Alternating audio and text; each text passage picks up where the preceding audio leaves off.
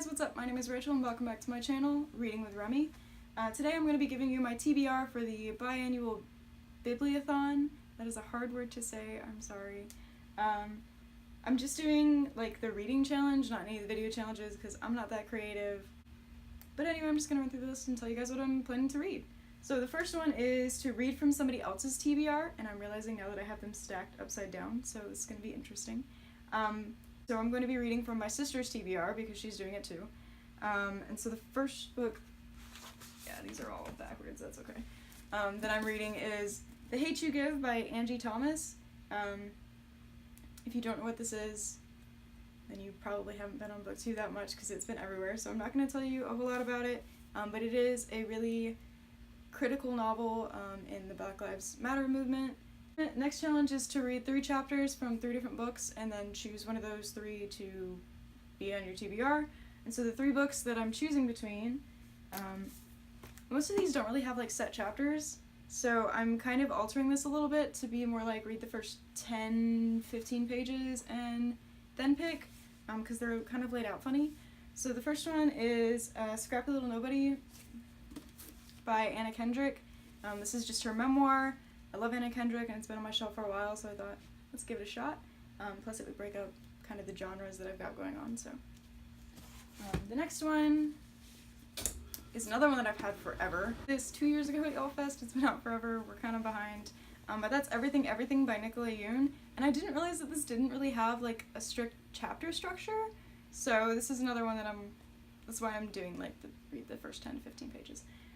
But this one is about a girl who's allergic to like everything, and then a boy moves in next door and kind of like encourages her to try things that she never had before because she wasn't allowed to leave her little bubble, so. And the last one is Because You Love to Hate Me. That's 13 Tales of Villainy by 13 different YA authors in collaboration with 13 different booktubers. I've had this one on a shelf since it came out, and I honestly haven't heard a lot about it after it came out. I heard a lot about it like leading up to it coming out, and then like nothing. So I'm excited to read this one and see what it's about. Is a book you've had on your shelf for over a year. This is another one that I've had for 2 years now because I got it at my first YALLFest experience, and that is Black Widow Red Vengeance by Margaret Stohl. I read the first one a while ago. This is the second one in the Black Widow duology.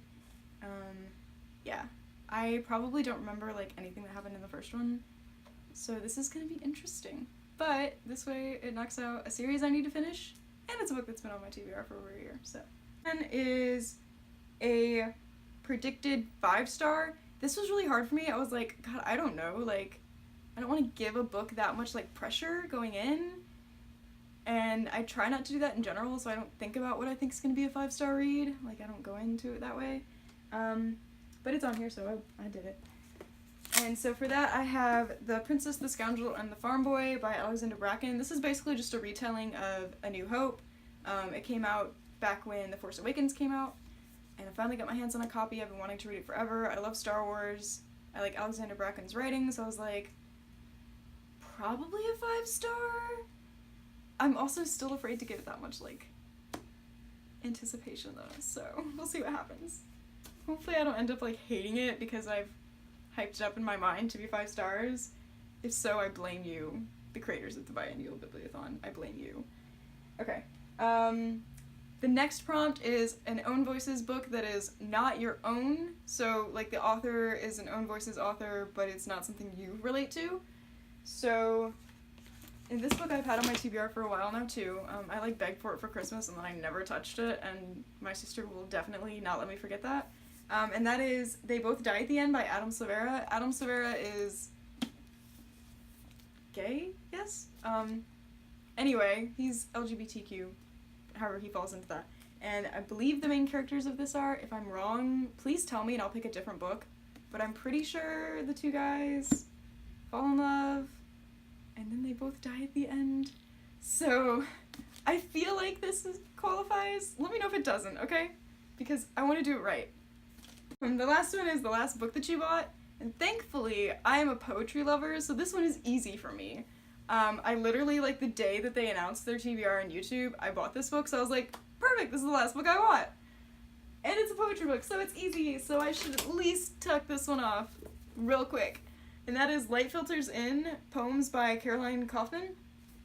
This is a collection of poetry written by a Instagram poet. Is that what it's called? I don't know. She does poetry on Instagram. So I'm assuming they're called Instagram poets. I honestly don't follow her on Instagram. I probably should before I read this, but I don't. I just love poetry, and I like that this one doesn't seem to be, like, centered around, like, oh, you tragically lost a love. Here's how we recover. Because, like, I don't really relate to that, and most poetry is about that. This seems more like a you can achieve your dreams, so go out and go for it kind of thing, so I'm all about it. But yeah, I'm glad the last book I bought was poetry instead of, like, something the size of Outlander, because that would suck. So, hopefully that's an easy one. So that's it for my TBR for the biannual Bibliothon read-along challenge, readathon challenge. Yeah, so that's all I got. Wish me luck.